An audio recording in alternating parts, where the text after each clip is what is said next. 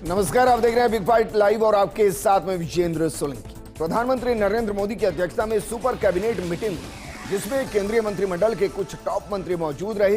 Cabinet की बैठक में केंद्र सरकार ने जातिगत जनगणना कराने का फैसला किया, जिससे राजनीतिक गलियारों में हलचल तेज हो गई। जाहिर है कि सरकार की इस घोषणा के बाद जातिगत जनगणना कराने का श्रेय लेने के लिए होड़ मच जानी चाहिए।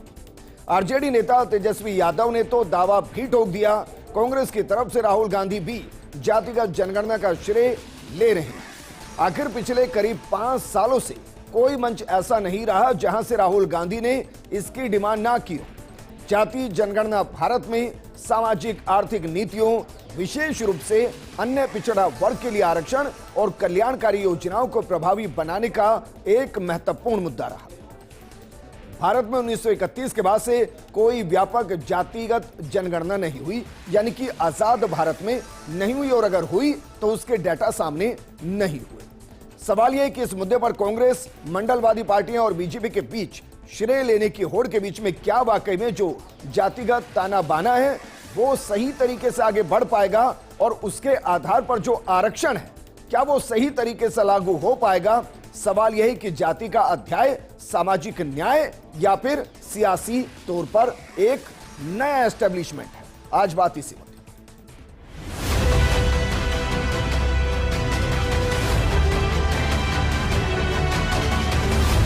कांग्रेस और इंडी गठबंधन के दलों ने जाति जनगणना के विषय को केवल अपने राजनीतिक लाभ के लिए उपयोग किया। हालांकि ये केवल घोषणा है। 21 में सेंसस होना था, कब होगा ये किसी को नहीं पता है।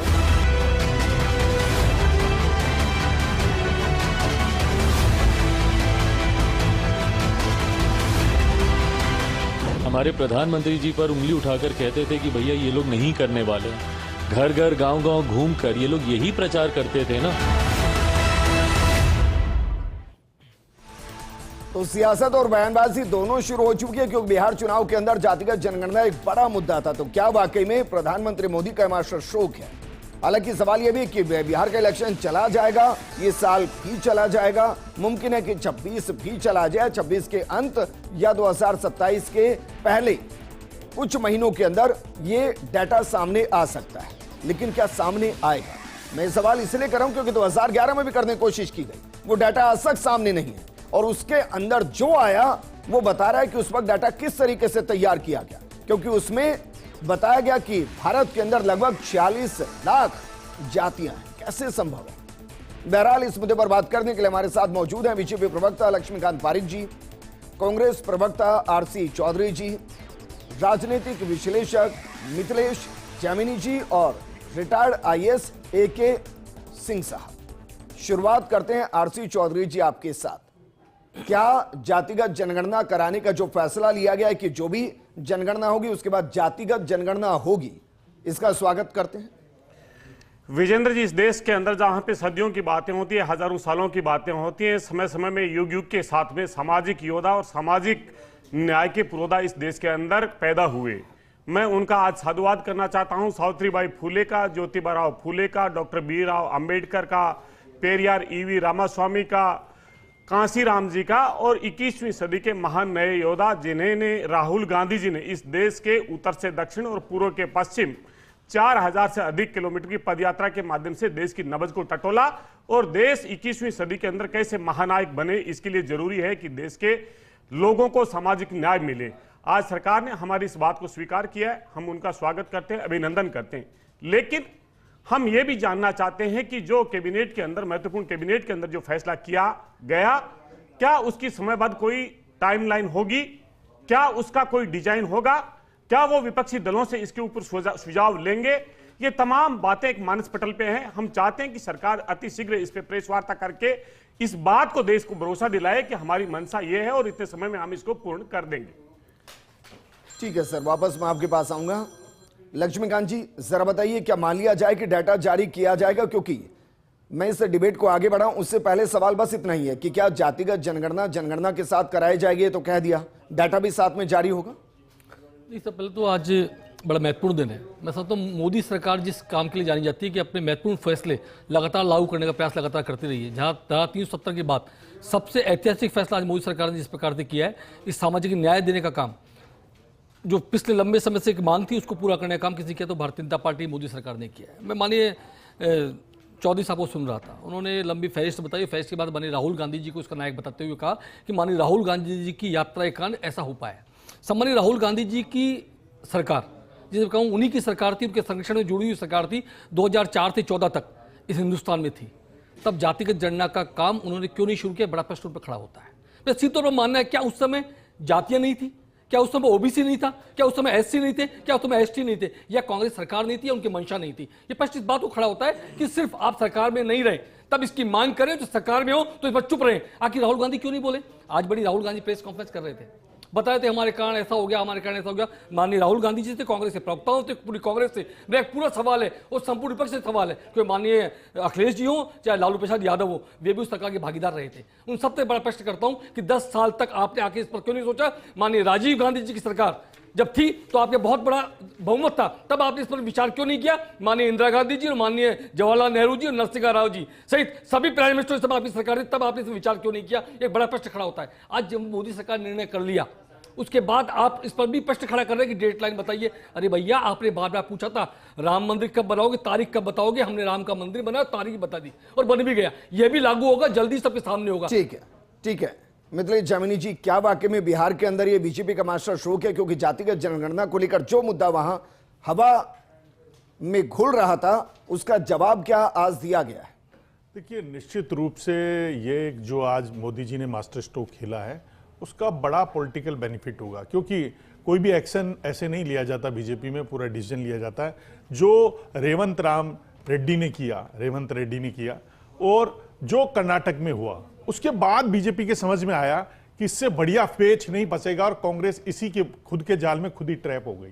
उसका बड़ा गेम आप समझ लीजिए कि जिस तरीके से कर्नाटक में लिंगायत और वोकालिंगा, उनका रिजर्वेशन घट के 8 और 7% पे हो गया। सेम खेल राजस्थान में होगा। जब ये होगा सर्वे तो होगा क्या कि जो एसटी के वोट हैं, अभी ओबीसी में यहां 82 जातियां हैं राजस्थान में, 82 में 76 जातियां को आरक्षण का लाभ मिल रहा है, 4-5 जातियों को आज तक लाभ नहीं मिला। और ओबीसी में मूल फायदा 2 जातियां उठा रही है, एक चौधरी जाति जाट और दूसरी सैनी, और खूब सारी जातियां हैं। जब इनका डिवीजन होगा, जिस तरीके से हुआ है कर्नाटक में हुआ है, आरक्षण बढ़ गया। अभी डोटासरा जी कह रहे थे साहब 50% से ज्यादा आरक्षण नहीं। अरे भैया, राजस्थान में वैसे ही 64% आरक्षण है और 10% बढ़ जाएगा। लेकिन जो गेम हो रहा है वो कहीं न कहीं ऐसे ही, आपको पता होगा मंडल कमीशन की जो रिपोर्ट आई थी, उसको दबा के रखा कांग्रेस ने, और जब खुला तो उस खुद के ही जाल में जल गई। उत्तर भारत में कांग्रेस खत्म हो गई और ओबीसी से साफ हो गई। तो कहीं न कहीं ये जो राहुल गांधी की नेक नीयत है, लेकिन राजनीति में नेक नीयत से काम नहीं चलता है, कई बार खुद ही अपने हाथ जला बैठते हैं।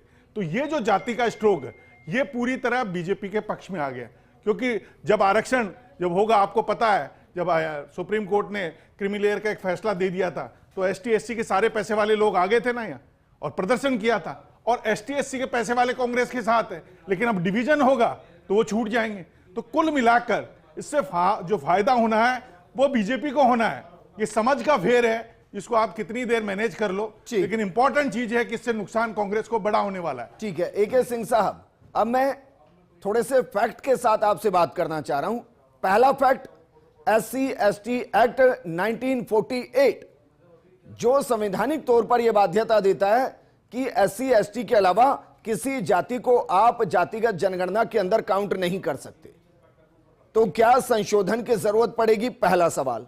दूसरा सवाल, अगर राहुल गांधी ये कह रहे हैं कि भाई उनकी वजह से हुआ, तो मैं उस संविधान सभा और पहली संसद के अंदर जब इसको लेकर बात हुई और जिसमें मौलाना आजाद थे, सरदार पटेल थे, पंडित नेहरू खुद थे, डॉक्टर भीमराव अंबेडकर थे और बहुत ज्यादा लोग थे, उन्होंने सीधे तौर पर जातिगत जनगणना को भारत में गलत माना था। उन्होंने कहा था सामाजिक द्वेष बढ़ेगा और SC/ST को इसलिए काउंट कराया गया क्योंकि संवैधानिक बाध्यता थी उनको आरक्षण देना। तो क्या राहुल गांधी नेहरू जी की उस विचारधारा के खिलाफ हैं जो उस वक्त की थी? विजेंद्र जी, आपको, हमारे जो को पैनलिस्ट हैं उनको और आपके दर्शकों को नमस्कार। जो नमस्कार। पहला प्रश्न आपने पूछा है शेड्यूल कास्ट के बारे में, जो डेफिनेशन वगैरह और जो चेंजेस होंगे, देखिए आपको ये समझना पड़ेगा कि जो जाति शब्द है ये भारतीय शब्द नहीं है। इसका जो ओरिजिन है इससे पहले हमने समझना पड़ेगा। जब पोर्चुगीज यहाँ पे आए भारतवर्ष में, तो भारत के सोशल स्ट्रैटिफिकेशन या जो सोशल क्लासिफिकेशंस थे वो इन्हें ज्यादा समझ में आ नहीं रही थी बात। तो पुर्तगाल में क्या एक कंसेप्ट है, कोस्टा बोलते हैं उसको, COSTA, कोस्टा। तो उसके आधार मतलब कि वो ब्लू ब्लड, ये like slaves and all that, उस आधार पे जो है पुर्तगाल में जो है सोशल क्लासिफिकेशन किया जाता था। पुर्तगीज ने क्या किया कि उसी को जो है यहाँ पे इंडिया में इंप्लीमेंट करने की या इंडियन सोसाइटी को उस कोस्टा के कंसेप्ट के अंतर्गत समझने की कोशिश की, और वो कोस्टा धीरे धीरे अपभ्रंश होकर के कास्ट हो गया। और उसी तरह जो जाति की बात है, ऐसा कोई भी शब्द जो है हमारे जो शास्त्रों में है, या अगर आप देखेंगे कि ब्रिटिशर्स के आने के पहले या लेट मिडिएवल मुगल साम्राज्य के आसपास में, उसके पहले तक जाति शब्द कोई नहीं।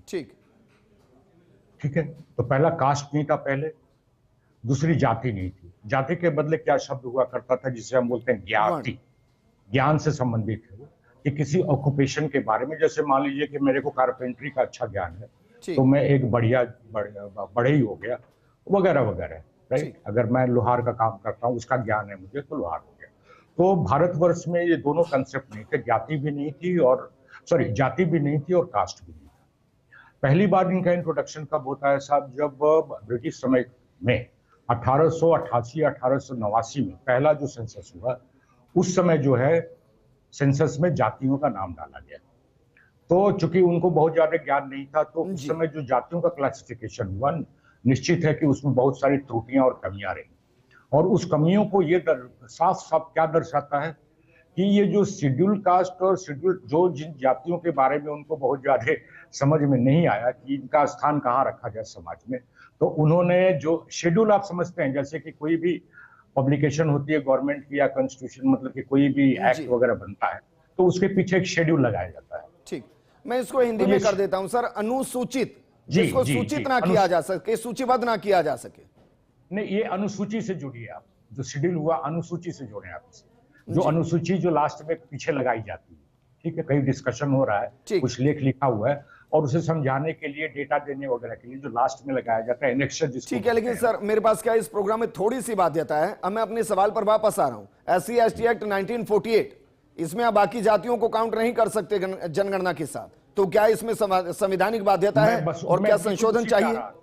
मैं बिल्कुल उसी पे आ रहा था। अब क्या होगा कि जब इस बार जो सेंसस होने जा रहा है जातियों के आधार पे, वो एक बहुत ही विस्तृत सेंसस होगा। देखिए, मनमोहन सिंह जी के समय जो कास्ट सेंसस हुआ था, उसमें क्या हुआ था कि कौन कौन से जातियां हैं, कास्ट हैं, वो निकाला गया था, बताया गया था, जिसमें कि हजारों आ गई थी और काफी लाखों, 46 लाख। जी, मतलब तो उसमें काफी सारे ऑब्जेक्शंस हुए थे। तो एक तो उसको सही दिशा में या जिस तरह से सही, जितना सही क्लासिफिकेशन हो सके वो। दूसरा क्या हुआ है कि पिछले 75-80 सालों में जो सो कॉल्ड ओबीसीज हैं या दलित हैं, या मतलब दलित में मतलब SC और ST हैं, तो जो भी सरकारी फायदे, सरकार के कार्यक्रमों के फायदे हुए हैं, चाहे रिजर्वेशन वगैरह का जो फायदा हुआ है, उसका एक सर्टेन जो कि आप कहते हैं क्रीमी लेयर है, एलिट जो उसमें क्रिएट हो गया है, उनको ही सबसे ज्यादा फायदा हुआ है। उदाहरण के लिए कि अभी 3-4 दिन पहले, सर आप समझ नहीं रहे हैं सर, मैं माफी के साथ कह रहा हूं, मैं आपके ज्ञान का सम्मान कर रहा हूं, लेकिन मेरे प्रोग्राम में सिंपल कॉन्सेप्ट है सर। मैं भी पूछ रहा हूं कि भाई SC/ST एक्ट 1948 में संशोधन की जरूरत है या ना? हाँ या ना सर? देखिए, वो तो संशोधन निश्चित होगा अब तो। ठीक है, मतलब बिना संशोधन के हम जातिगत जनगणना में नहीं जा सकते, ये हो गया। दूसरा सवाल, नेहरू जी तो खिलाफ थे, नेहरू जी तो कह रहे थे कि भाई सामाजिक ताना बाना बिगड़ जाएगा। राहुल गांधी जी उसके सपोर्ट में है। तो नेहरू जी की विचारधारा को, उस वक्त की विचारधारा को माने जिसमें अंबेडकर साहब थे, पटेल साहब थे, मौलाना आजाद साहब थे, नेहरू जी थे, या वर्तमान विचारधारा को माने? किसको माने? देखिए, समाज जो है सो मतलब कि एक कांस्टेंट चीज नहीं रहता, कांस्टेंट चीज नहीं है। समाज के वैल्यू जो रिक्वायरमेंट है वो कांस्टेंट नहीं है जी। समय समय पे बदलते हैं। आज की डेट में रियलिटी ये है कि पिछले 40-50 सालों के दौरान राजनीति ऐसी हो गई है कि कास्ट जो है एक सेंटर स्पेस क्रिएट हो गई है, सेंटर में आ गया है। तो इसको अपन, जो चीज आ गई है एक सेंटर में, उसको आप नेग्लेक्ट नहीं कर सकते। ठीक है, लेकिन इसको, ठीक है, वापस मैं आपके पास आऊंगा। मिथिलेश जामिनी जी, क्या वाकई में, क्योंकि मैं एक कोट करता हूं, जुलाई 2022 गृहमंत्री अमित शाह ने संसद में कहा था कि भाई जातिगत जनगणना संवैधानिक मूल्यों के खिलाफ है। अब हो सकता है उसके अंदर SC ST एक्ट 1948 कह रहे हो कि भाई वो हमें बाध्यता देता है कि हम कर ही नहीं सकते। तो अब अगर वो करने की बात कर रहे हैं तो फिर इसके पीछे तो ऐसा लग रहा है ना कि भाई अगर कांग्रेस उनको घेरी है तो वो इस तरफ बढ़ रहे हैं। नहीं, देखिए, इसमें जब OBC आरक्षण मंडल आयोग की जब रिपोर्ट आई थी, तब उसमें जो कॉन्स्टिट्यूशन में एक बारबेटम है उसके आधार पर ही किया गया था। इसलिए ये जातिगत जनगणना अब कॉन्स्टिट्यूशन में कोई सुधार की दरकार नहीं है। उसी आधार पर ये जाति जनगणना होगी जो 2021 में होने वाली थी, वो 25 में शुरू होगी, और उसमें एक कॉलम जोड़ दिया गया जिसमें कास्ट लिख दिया जाएगा। इसलिए कॉन्स्टिट्यूशन में कहीं भी अमेंडमेंट की रिक्वायरमेंट नहीं है। ये बिल्कुल फैक्ट है, क्योंकि ये पहले भी होना चाहिए था, लेकिन मनमोहन सिंह सरकार में वो आर्थिक और सामाजिक सर्वे कराकर रोक दिया गया। तो ये इंपॉर्टेंट चीज ये है कि इसका नुकसान कितना होगा कांग्रेस को, ये कांग्रेस अभी अंदाजा नहीं लगा पा रही। अभी क्रेडिट स्कोर बढ़ा रही है। जब पूर्वी राजस्थान के मीणों का हिस्सा बांसवाड़ा, प्रतापगढ़, उदयपुर के मीणों को मिलेगा, 12 के सहरियाओं को मिलेगा, तो ये लोग नाराज होंगे। जब आप इसमें OBC में आप देखिए कई मोमडन भी हैं, उनको मोमडन कास्टों को जब निकाल दिया जाएगा, जैसे बीजेपी के कर्नाटक में सरकार बनी, तो उनका नुकसान किसको होगा? नहीं, इनको आरक्षण बढ़ा देंगे बीजेपी वाले, तो लाभ किसको होना है? पॉलिटिकली लाभ पूरी तरह आप मान के चलिए कि ये मोदी का पूरे देश में मास्टर स्ट्रोक है। अब इसको कांग्रेस कितनी देर में समझती है। मंडल आयोग की रिपोर्ट को भी लेके बैठी थी, इनका ही VP सिंह जी इनसे बागी होके बने और निकाला, और पूर्वी जो उत्तर भारत है उसमें कांग्रेस साफ हो गई जी, तो पैरों पे आ गई, जो कांग्रेस राज करती थी। तो कहीं न कहीं राहुल गांधी भी उसी गलती में कर रहे हैं, उसी राजनीतिक जो आग है उसमें अपने हाथ, सियासी हाथ कहीं न कहीं जला नहीं ले। इंपॉर्टेंट चीज भाई इसका भी समर्थन है कि जब हम कह रहे हैं कि जातिगत जनगणना हो तो सबकी हो, और क्योंकि भारतीय है ना, सारे भारतीय हैं, तो मतलब जो मुस्लिम समाज के अंदर भी जातियां उनका भी जनगणना होनी चाहिए, इसके भी समर्थन में है ना कांग्रेस। देखिए विजेंद्र, लगातार जो प्रश्न है वो कांग्रेस की सरकार से, कांग्रेस को फायदा, कांग्रेस को नुकसान, तमाम बातें आई, तमाम जो पैनल के जो लोग हैं और आपके भी प्रश्न है, इसलिए मुझे समय दीजिए, मैं लगातार बता देता हूं। भारतीय जनता पार्टी के नेता ने कहा कि अगर इस दुनिया में कोई महानमा पैदा हुआ तो मोदी जी वे, और जिन्होंने कास्ट सेंसस की घोषणा की है। और उन्होंने क्या किया था, मैं इनको बता देना चाहता हूं कि इस देश के अंदर संविधान को लागू करने वाली संविधान सभा कांग्रेस और उसकी ड्राफ्ट कमेटी के चेयरमैन डॉक्टर अंबेडकर कांग्रेस के समर्थन से थे, जिसने इस देश के लोगों को आर्टिकल 15, 16, 25 से 30 मौलिक अधिकारों के तौर पे दिए। ये देश के लोगों को सोशल जस्टिस का पहला स्टेप था। मैं इनको बताना चाहूंगा, जो आप बार बार ये कह रहे हैं कि 1940 एक्ट क्या था, मैं कह रहा हूं कि जब देश के अंदर संविधान लागू हुआ उसके बाद में आपका ठीक हो सकता है, लेकिन मेरे नजरिए से 1948 एक्ट कोई नहीं था।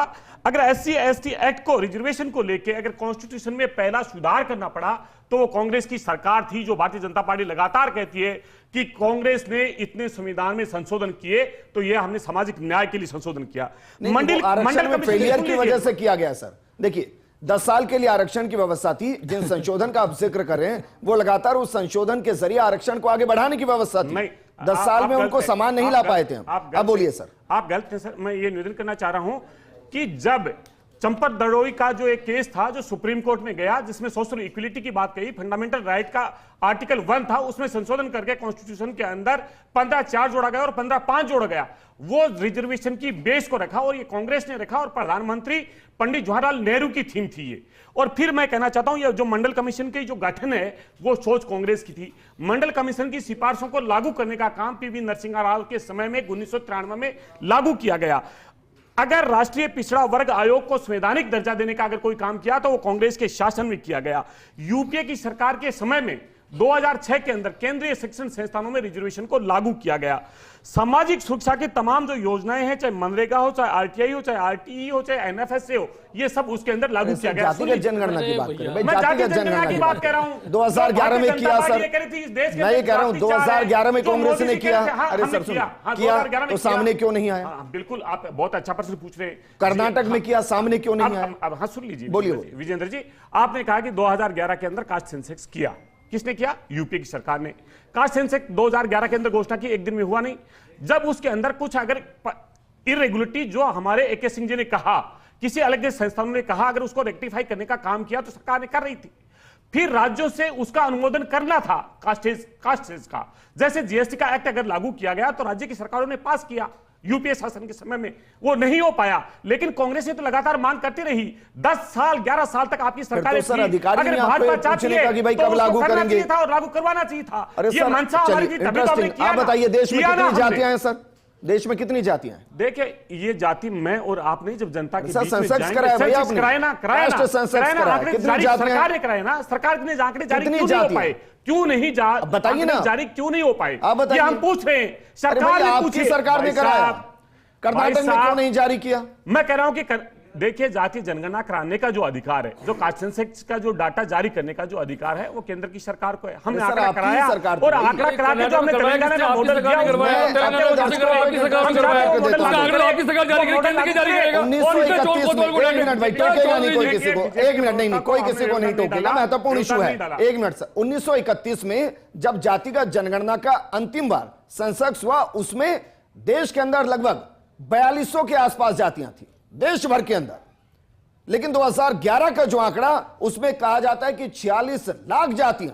आप सोचिए सर, 46 लाख जातियां, और ये सच है कि कांग्रेस ने कराया, लेकिन वो कभी सामने नहीं आई।